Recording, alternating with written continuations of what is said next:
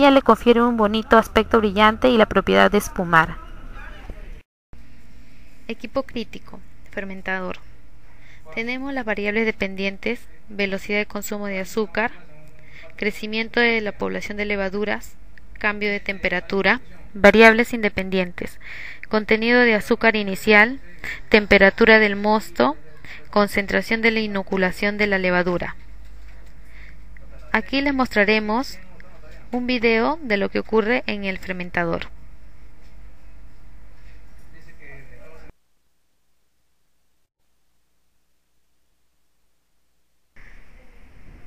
Modelo matemático del proceso de fermentación. Usaremos un modelo matemático para describir lo que ocurre en nuestro equipo crítico, el fermentador, teniendo los balances de transferencia de cantidad de movimiento, de energía y de masa. Se tomarán en cuenta algunas consideraciones y supuestos a manera de simplificar nuestra ecuación. La transferencia de movimiento se anulará ya que se trata de un proceso batch sin agitación. La transferencia de calor no se tomará en cuenta ya que mantendremos la temperatura constante en el fermentador. Esto no significa que no haya transferencia de calor, simplemente que vamos a mantener constante nuestra temperatura. Transferencia de masa. La conversión del azúcar en etanol se lleva gracias a la levadura Saccharomyces cerevisiae. Estos organismos son los responsables de la fermentación, por lo tanto, la biomasa llevará el control de la fermentación. Estas son nuestras referencias usadas.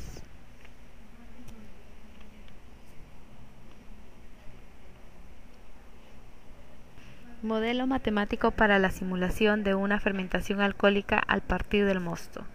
Nuestro modelo se basará en 3 ecuaciones diferenciales que nos ayudarán a conocer cómo varía la concentración de la biomasa, el consumo de sustrato y la formación de producto. La concentración de biomasa, sustrato y producto son variables dependientes del tiempo, un parámetro muy importante en la fermentación. La primera ecuación evalúa la concentración de biomasa con respecto al tiempo. Balance de biomasa. La variación de la concentración de biomasa en función del tiempo es igual a la biomasa que entra menos la biomasa que sale más la formación de biomasa menos muerte de biomasa. Tomando en cuenta estas dos consideraciones, nuestra ecuación se simplifica y obtenemos la variación de biomasa con respecto al tiempo, que es igual al producto de la velocidad de crecimiento por la concentración de biomasa.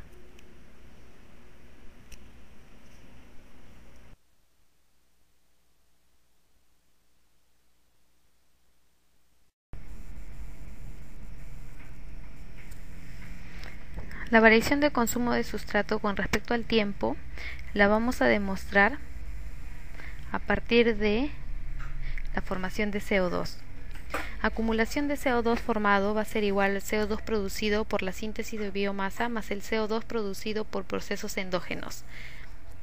Tenemos que la variación de CO2 con respecto al tiempo va a ser igual a la velocidad de formación del CO2 más el producto del coeficiente de mantenimiento basado en el CO2 producido a partir de procesos endógenos por la cantidad de biomasa, siendo la velocidad de formación de CO2 igual al rendimiento de CO2 con respecto a la biomasa por la velocidad de crecimiento de la biomasa por la cantidad. Reemplazando la velocidad de crecimiento de biomasa, finalmente obtenemos que la variación de concentración de CO2 con respecto al tiempo va a estar en función del rendimiento de biomasa en el CO2 producido por la síntesis. Ahora, teniendo en cuenta solo el CO2 producido por síntesis de biomasa, llegamos a la ecuación beta. Ahora, haciendo un balance de sustrato, tenemos que la variación de la acumulación de la cantidad de sustrato en un tiempo t va a ser igual al sustrato que entra menos el sustrato que sale menos el sustrato que se consume para la producción de etanol.